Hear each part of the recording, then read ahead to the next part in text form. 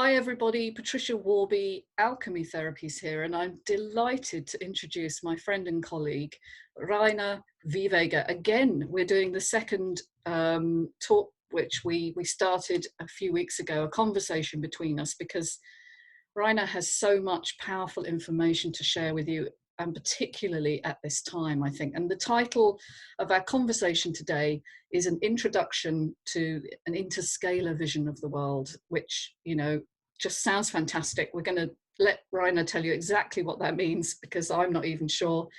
But first of all, just to say, we had this idea for today's talk because of what's happening in the world right now with the lockdown in many countries across the world. And the fact that this is unprecedented, and we've never seen this before.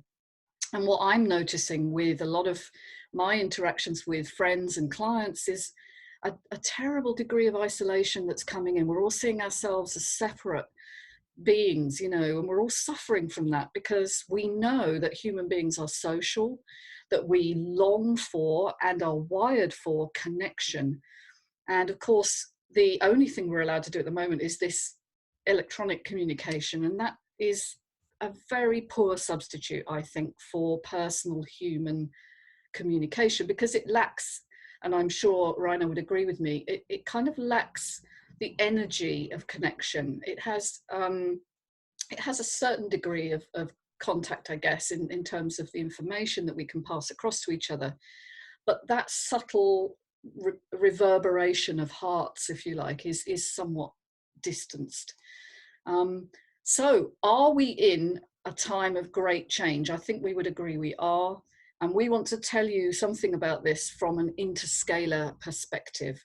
And I know Rainer's very keen to tell you what that actually means. And so in a moment, I'm going to let him start. But just to know that this is what we believe to be a transition time, and a very powerful one, therefore, which is going to come about mainly because it's very concentrated. So it's happening over a short period of time.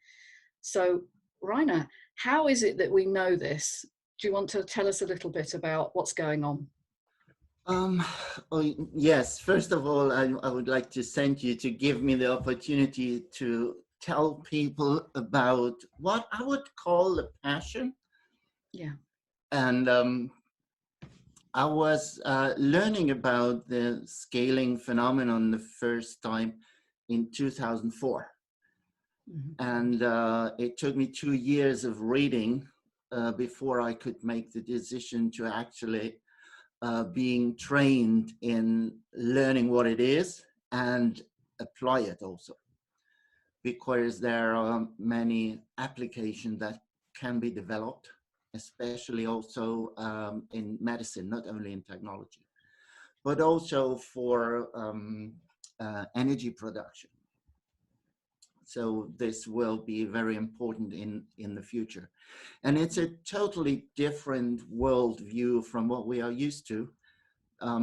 Sometimes we have a clue that comes from the esoteric world with all the hermetic laws and the sayings as above, so below, and so forth.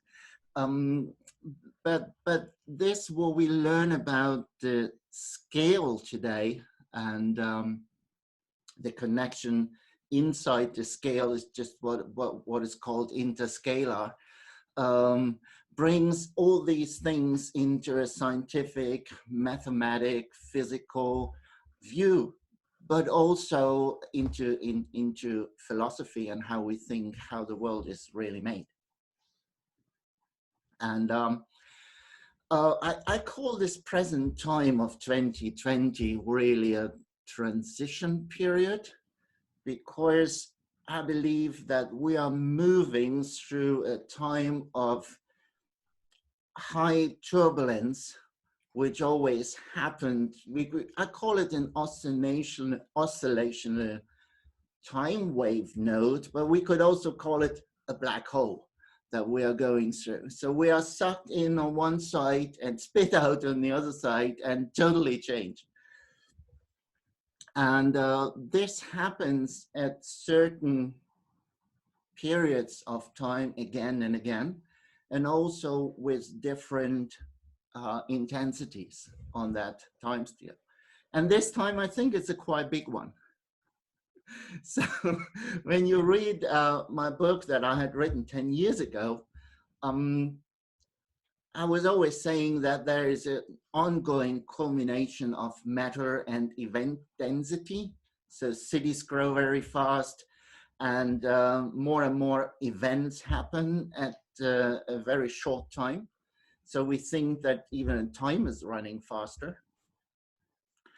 And this has even intensified, and I think up to today's time, where we just seem to be in the center of the black hole, where there is a kind of stillness. Yeah. With all these, like being in the eye of a storm, with the stillness. So we are not allowed to really meet. And you're totally right. So what we really miss is touching each other, because we need that physical contact. We all know how healing touching is, a massage therapy is, how good that is for our emotional life. And this is what at least the elder people will really suffer from. Yeah, for sure. So this is what needs to come to an end, because this is not right, I think.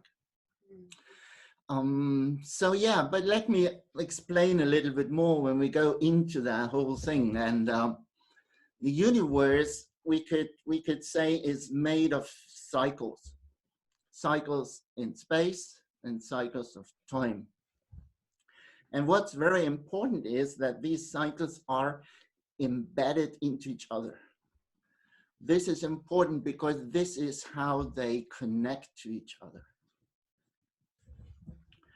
And embedding also is the basis of resonance. It doesn't work. So always something is embedded into something bigger, or something bigger surrounds something smaller.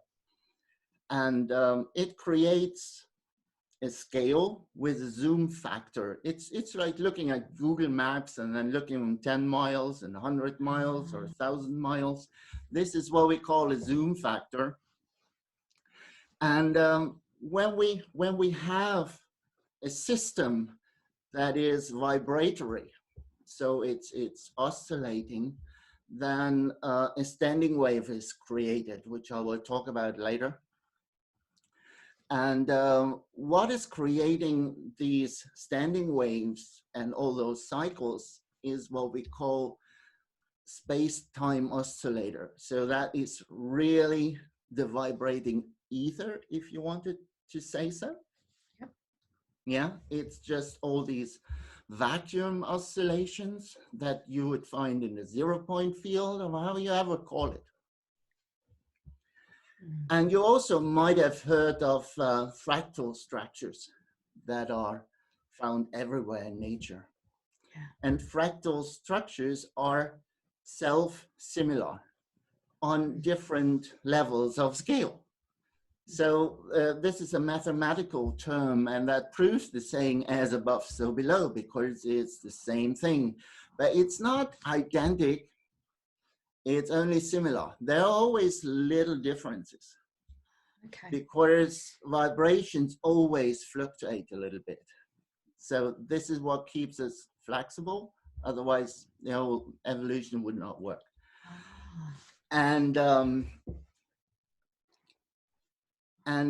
you may know that fractal structures, everyone knows the Mandelbrot sets and have seen those. And there's also something that is called the Julia set that was created even earlier.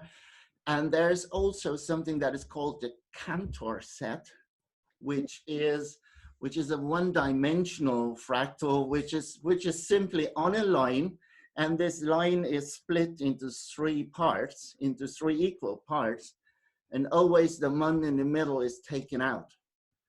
And then you repeat this again and again on the two sides that were left, and you do it again and again and again, and it goes until infinity. Gosh. And that's called the Cantor set. And this is what nature uses to set up that global scale. Okay. Because the harmonious waves, they split that line into those sections. And the one that is taken out is always the antinode part.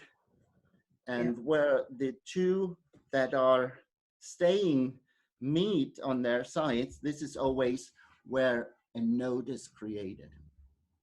But we will come back to that later. It creates attracting forces and repelling forces. So it's quite interesting. Okay, I haven't come across that one. I think we may insert a picture of it or something. And yeah. I've got a nice picture of it, and we will put it into the video. Yeah. So when we go back to the zoom factor, when we embed cycles into cycles, that's always the number which we have to multiply the cycle with to get to the next bigger cycle. And this is called an exponential growth. And the opposite is a logarithm, or we could also call it the non-linear growth. And this kind of growth is always based on multiplication and division, not on addition and subtraction. That would be the linear growth. Yeah, I understand that. Yeah, and we need both.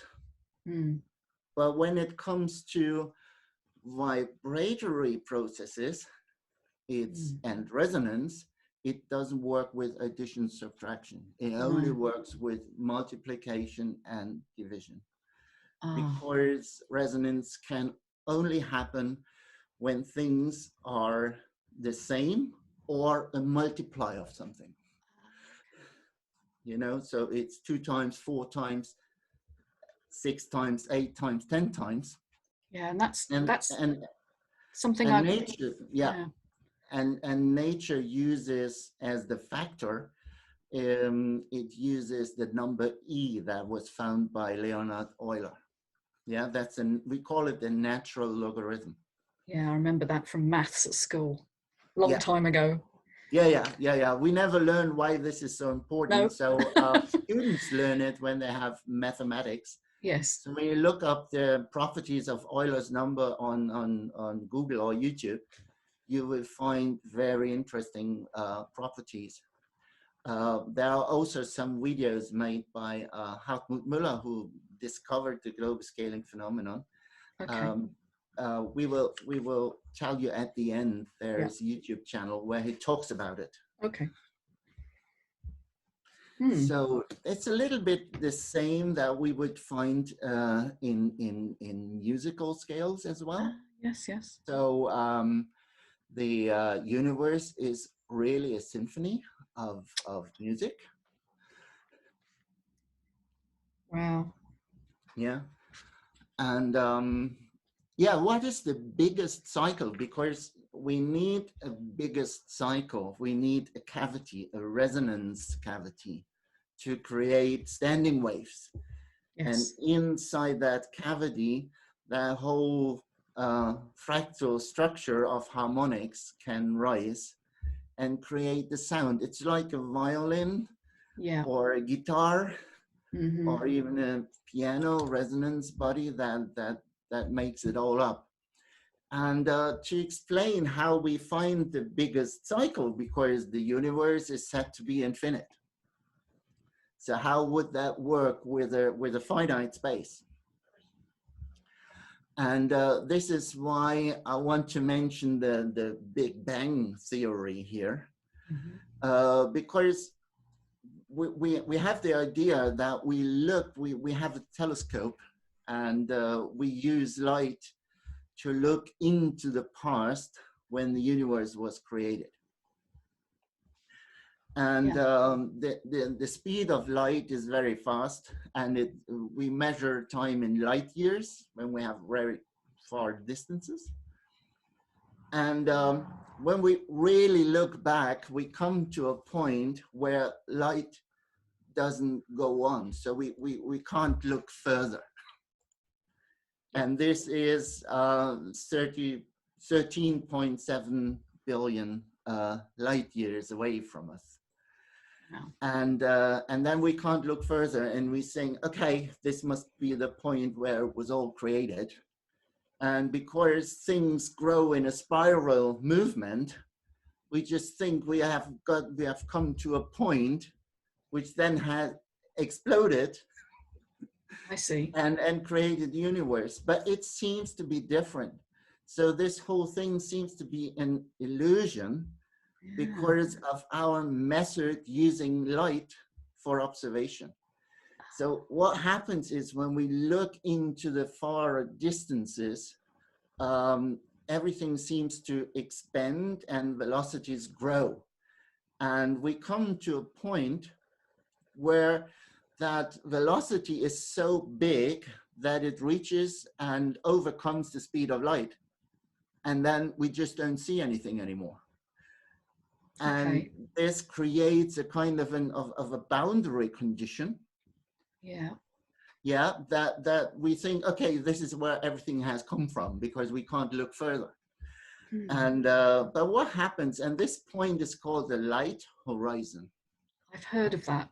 And from there, the energy that goes out will be reflected back to us, so that we have one of those boundary conditions to create a cavity. And this is the biggest part of the scale then. And the smallest part is created through the Planck distance, which is said to be the smallest thing we have. That's right.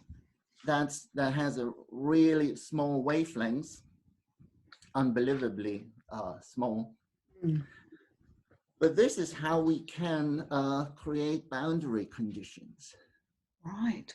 And of course, if we would live on a planet that would be 6 billion light years away from us, we could even see 6 billion light years further, because the light horizon would appear at the same distance of 13.7 billion light years.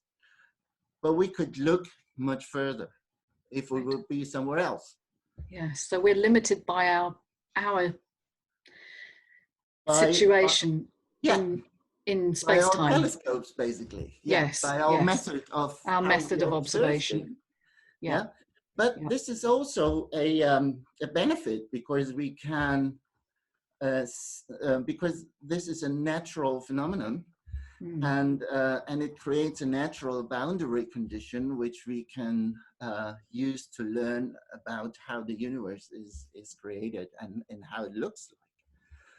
Wow. And how things are distributed, because why we have those questions never answered by physics. Why is the sun where it is, and why is it at the size what it is? Why is the distance from sun to earth the one as it is? Yeah, and physics normally sees that as given or accidental, and just accepts it, but never asks, why is that the case? Right. But when we think that everything is created in a harmonious distribution, which is based on those harmonious vacuum oscillations, creating a big field in the universe that is interconnected, and everything is embedded into each other, then it looks totally different. And this is a new view.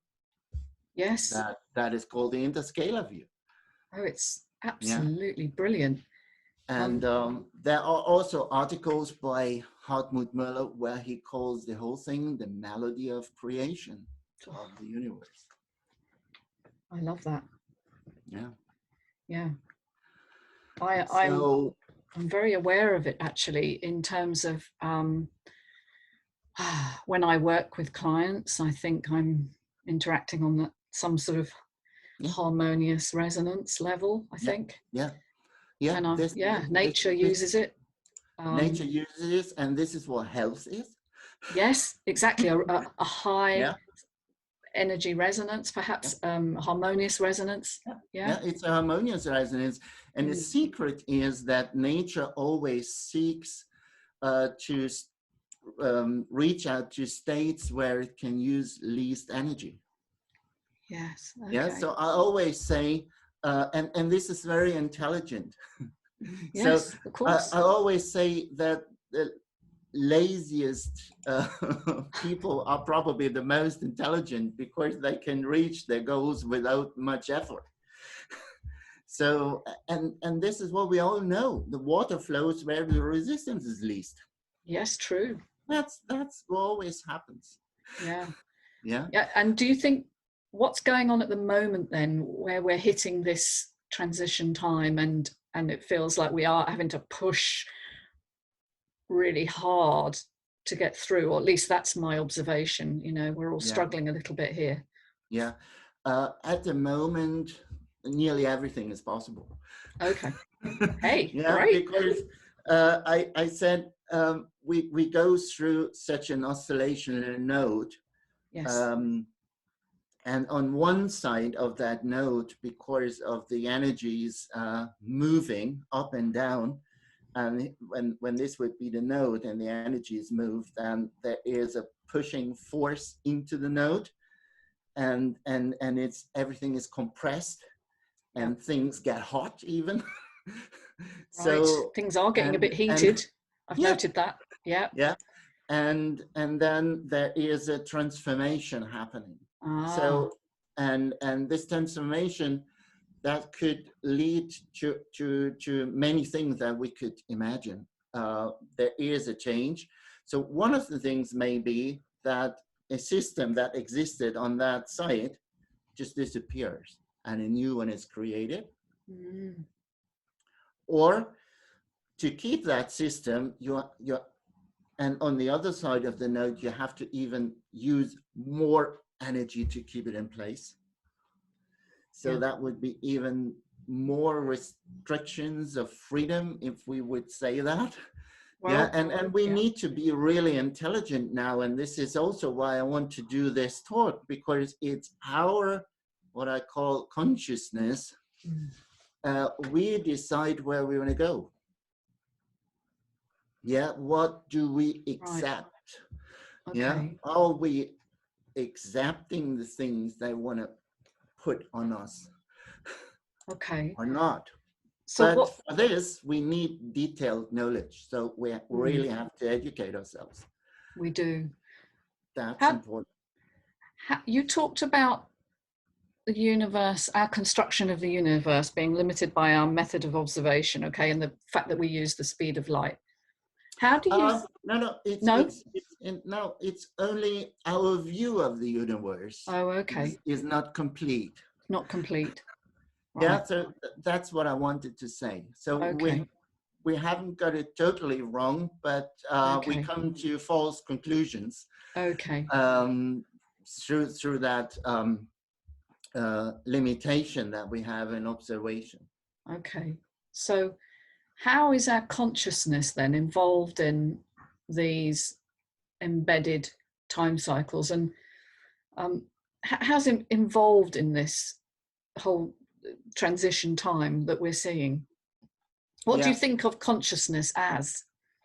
Yeah, it's I was thinking a lot about it, and I remember the time when I was a student in my first year, and that was in 81, 82.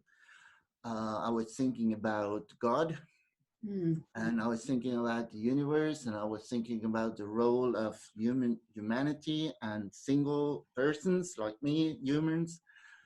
And I came to the conclusion at that time, well, if there is God, or if there isn't God, it doesn't matter, but there is the universe. And why am I here? I'm part of it. And it probably God or the universe or nature, however we might call it, has created humans to learn about itself. Yes. Yeah, the universe or God would like to experience what he or it could do. Yes. And for this, it has created us. and we can do so many things, but we are embedded in the universe. We are, in other words, we are part of God. Yeah. We are not the same as God, but we are part of it. Mm-hmm. And because of the self-similarity, Like a fractal. Yeah. yeah, Got you. we have a similar structure. Yeah. Yeah, and we could say, okay, we are similar to God. Yeah. Mm-hmm. Mm-hmm. Or we are similar to the structure of the universe. Yeah. Only on a different scale. Got it. And interestingly, when we look at the scale, the DNA, yeah, with its structure, is in the center of the scale. I had thought that when you were discussing standing waves. Yeah. Yes. The DNA is in the center of that scale. Mm. Mm. And then everything builds up around it. And so we could also say the DNA is communicating with everything, with the smallest and the biggest structure that we have. You know, I want to interject with something I discovered when I was writing my book was the opening of the Bible that says, in the beginning was the Word. And when I looked at the translation of that from ancient Greek, which obviously was original, logos was the word that we translated into English as the word, which makes it sound like a written word, but actually what it means is a sort of structure, a rhythm, a instructional motif, if you like. I can't think of a better word. Yeah, I think the best word is a standing wave. Standing wave, brilliant. So in the beginning was the standing wave. Yeah. And so then viewed through that lens, you can see that when we ask the question, which came first, God or us? Because everybody wants to know, you know, if God is above us, who created God? But your explanation says we are created of the same thing. And so we are just different scales. And so in the beginning was the information or the standing wave. I like that. Right. Yeah.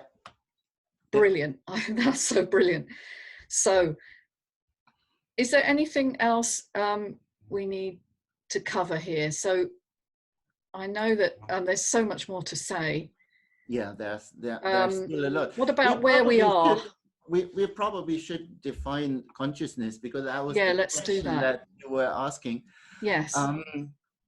So you never find a sufficient definition of consciousness in textbooks or on Wikipedia or wherever. People don't know. Because and nobody knows where it is, where it lived. So where do we have it?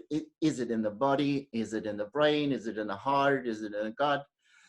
Are animals and plants conscious? Are crystals conscious? Yeah. Because we can store information in crystals. We can. And crystals grow. So yes, are they alive as well? So does an electron or a proton have consciousness? I would say yes. Yeah, because an electron is an energy state, for example. Yeah. And we can excite it by light, and then it jumps to another energy level. That's what we learned. But the electron will know how much energy to release to get back to its resting state. This is kind of consciousness. True. Yeah, because it is able to do the calculation. So is it kind of self-awareness, or what is it? What is it? And then there is a definition that was given by Hartmut Müller, who also came up with the term interscalar. And he says consciousness from an interscalar point of view is an effect of maximum scale difference. That means it is hard to imagine for us when we think about connection to something that is on a totally different part of the scale. So we cannot really imagine how the apple on a tree is related to a galaxy, because we see them as some kind of separated thing. Yeah. And then we can come up with how things are embedded to each other. The apple is on the tree is on Earth, the Earth is part of the solar system is part of the galaxy. So the apple is embedded. Yeah. Yeah. I love it. Yeah. Okay. And interestingly, there's also a relation between the amounts of things that exist. So smaller things we have much more than bigger things. Viruses. Yeah? And the distances between the small things are smaller than the distance between the big things. Yeah, so galaxies are millions of light years away from each other, and planets are only light minutes away from the sun, from a star. But they are much smaller than a galaxy. And this is true for cities as well. So look at, you don't have a city like Paris or London in a distance of 20 miles to each other. Yeah. It's always a few hundred miles. So look at all the big cities. They are far away from each other. The villages, they are neighboring each other with smaller distances. So it's the same standing wave system in a harmonious way. And in our bodies, I imagine, the smaller you get, or in scale, the smaller you get, the closer things are together, I guess. Yeah. Wow. That's a great way of looking at life, isn't it? It seems to explain everything. Yeah, a lot. You can answer so many questions which were set up before but never answered. You can also ask new questions, but you will find many new answers. Yeah. So it says in the interscalar view, we must say that consciousness is a scaling effect which enables timeless and spaceless communication and cooperation between all levels of the scale. So it's just the experience of the interconnectedness. And of course, whatever we learn, whatever we experience, whatever we are aware of, the more conscious we become. Which is happening now, I would say. Yes. Yeah. So it's a good time to hate our consciousness now, because the probability for change is so high. In that note, with all the turbulences, everything is mixed up. And that's why people say, oh, the crisis for the not knowing is bad, but the crisis for the knowing is a chance to create new things. So do we have a crisis of knowing yet, or are we not there yet? Oh, yes, I would say so. I would say that we have. We're coming into that, aren't we? And we need to, we really need to look for better knowledge. Yes. I think we're seeing that through the lens of COVID-19 and the world events that are going on right now. That's only a part of it, I think. Yeah. But what happened during the last, let's say, centuries, when we look at the educational system? So we have so many specialists in so many fields. They're all separated from each other, and many of them have lost the bigger picture. So sometimes even they don't know about each other, and they probably are working on the same thing. The only difference is the one is called biologist and the other one is called a geologist. And they don't talk to each other because they are told that they wouldn't understand each other. But when they would use interscalar knowledge, then they would know, oh yeah, we are working on the same thing, only on a different scale level. But things are similar, so we should share our knowledge and maybe we can learn from each other. Maybe that's happening. Yeah, it should happen. Yeah. We're certainly, as individuals, learning we have to cooperate. Yeah. We have to come together right now. Yeah. In order to overcome this situation. Yeah, and we also learn what happens when we can't do. True. Yeah, when we have only a few channels which are two-dimensional. So seeing you on the screen is two-dimensional world instead of three-dimensional or four. Yes. Yeah. So or however many there are. It's a great restriction. It is. Yeah. So I think we have an opportunity, do we not, to kind of turn away from where we've been, you know, separate, seeing ourselves as separate and hopeless. Yeah. Into coming together as one. I saw something really interesting. There is an author, philosopher, Armin Resi from Switzerland. And I read many of his books, and I used to watch some talks he had given on YouTube as well. Yeah. And it's mainly in German, but what he says and what I found really interesting, which relates to our interscalar view here, is that he was talking about the old cycles that he learned from the Vedic philosophy. Yeah. And the Vedic philosophy says there is right now, or in 2012, there was the ending of the cycle that they call the Kali Yuga, which is this cycle of separation. He also called earlier, he called it also the time of a very dense atmosphere for all matter, so that matter is really dense. And then he said, you can lie, and because of the matter reacting very slowly, the lie can live for decades even. Yeah, but when we change the time and things become clearer and mass is not that dense anymore, the things you say materialize much quicker. Wow. So the lies that people tell are seen much earlier.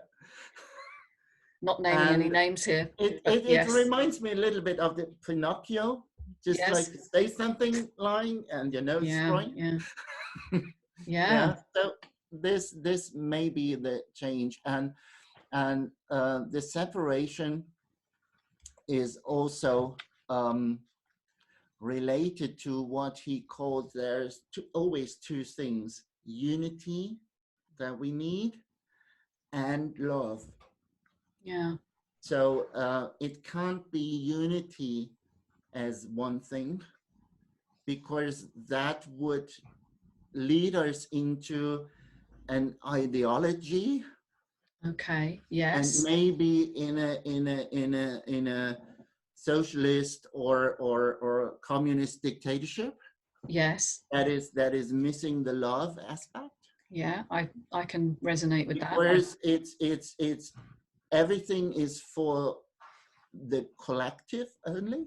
So it's not for the personal or for the individual. That is subsumed. It's just everyone only serves the collective.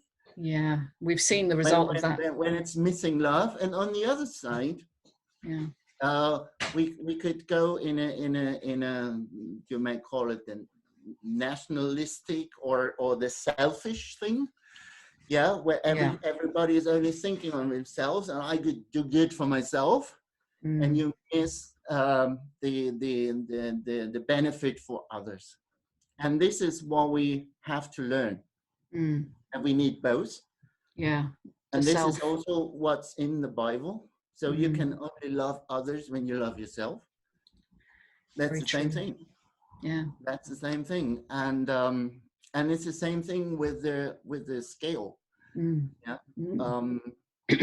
you can only support and be a complete part of that scale when you are well. When you are whole as well, yeah. When you're whole, when you're well, yeah. And then you just support the whole thing with your part that you give to it. Wholeness, wellness. Yeah. And the scale does even do another thing. So when we look on the bigger cycles, they are made of, we call it space. Because they are so big, we would never be able to experience one cycle, one circle. So if a circle is 50 million light years, we're not able to experience that because we only live about 80 or 100 years. Yeah, so this, and we don't see that time span, and we see it's big, it's space. But when we go into the micro world, then everything becomes faster and faster. So the protons and electrons that are spinning, and they're spinning so fast that we think they are little balls, but they're just spinning so fast. Yeah, we perceive them that way. Yeah. Yeah, and we cannot go through walls because they're spinning too fast. I've seen that, the quantum physics of that. Yes. Yeah. So, okay. So here we create time. So it's that number of the high frequency, that number of circles in a very short time with ever and ever smaller masses. That's what happens. So we have two things. When space manifests itself, it creates matter, like galaxies and stars and planets and us and houses and whatever. And when we go to time, that's what we create as information. Okay. Yeah. The faster things spin, the more information they can hold. So this is information and consciousness. So we have, again, the unity in that trinity that we would call the complete universe of matter and consciousness, and the interconnectedness that works through the scale. Well, and we can even exchange matter with energy. Right. When we look at Einstein's famous equation that energy equals mass, then we can say, okay, we have energy and information, or we have energy and consciousness, and we have unity and love. Same thing. Well, Rainer, you have literally blown me away.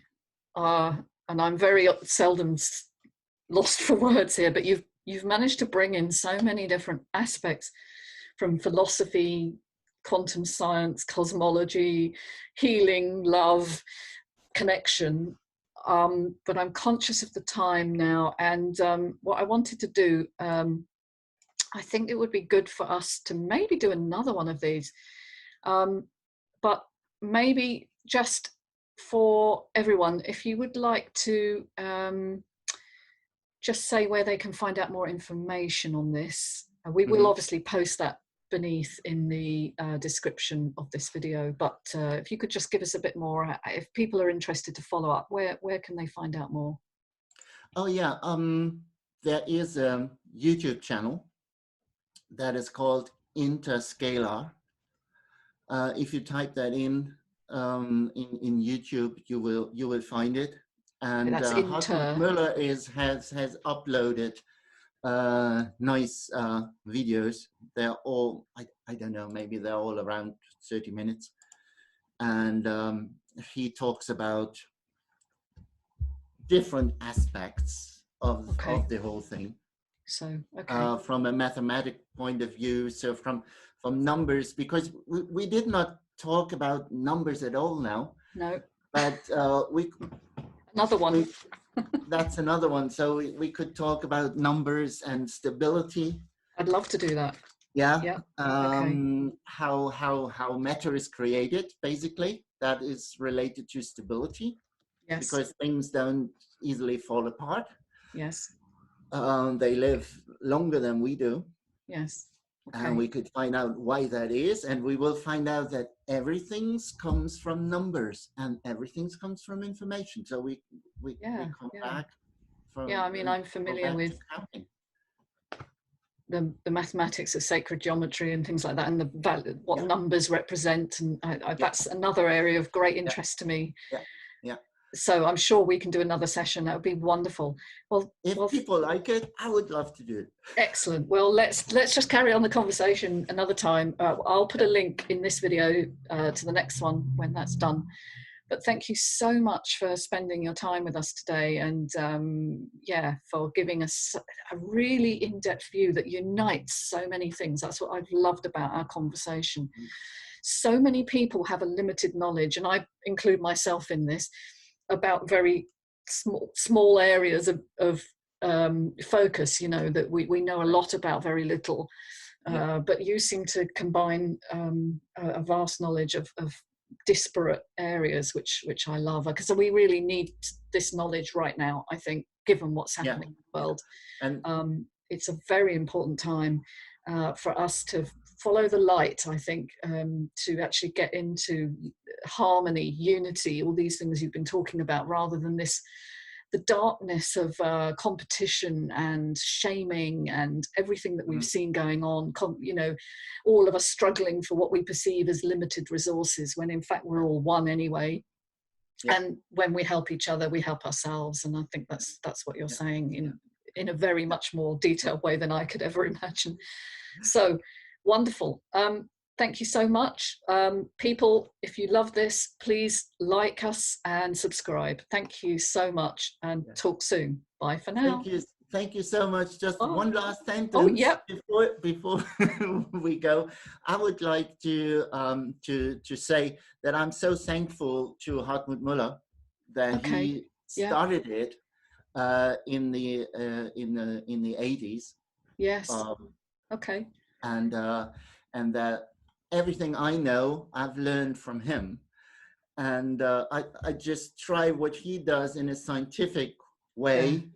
I sometimes see my role in bringing it down to a language that people could easier understand, because it's a complicated thing. And well, that's wonderful. That's what I wanted to say. So he's in my heart all the time. Oh, beautiful. Well, I'm sure you've succeeded. Everybody learns from everyone else. I think that's part of what you're saying, is that the expansion of the universe is kind of us leaning on the shoulders of giants, if you like. That's a term. You know, we learn from each other as we move on and experience more. So I think we've definitely done that today, and you've certainly opened my eyes to some new ideas, which I'm really interested to explore. So thanks to everybody for listening. We'll see you soon. Bye for now.